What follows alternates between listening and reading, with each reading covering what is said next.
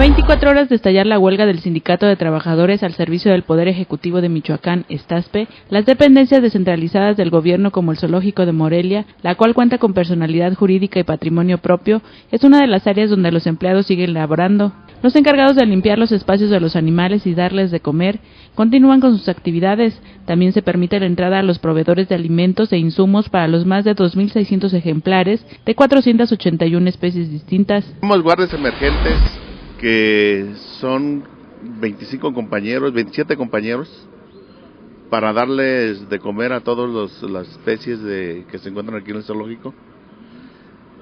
Así como también guardias emergentes de parte de la dirección, en donde son médicos veterinarios, los de nutrición, o sea, en su totalidad.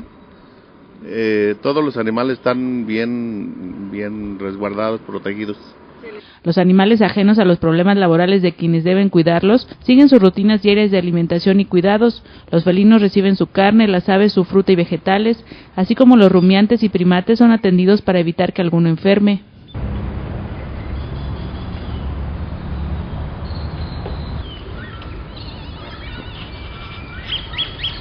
Sin embargo, el Parque Benito Juárez está cerrado al público. Los visitantes de ciudades cercanas a la capital michoacana llegan sin saber que hay huelga, lamentan el tiempo de viaje y el gasto de casetas para no poder pasear con sus niños por el zoológico. Pues encontramos que no sabemos el por qué no está abierto el zoológico, ya que venimos con la intención de que la niña y nosotros divertirnos. El viaje, quieras o no, son más de 2 horas, tomamos caseta. Veníamos con la intención principalmente de que la niña se divirtiera y pues ya, sorpresa nada. Ahora pues a ver qué planes hacemos porque pues no, creo que también hoy estará cerrado. Hasta el momento no existe entre el STASPE y el gobierno del estado pláticas que puedan destrabar la huelga.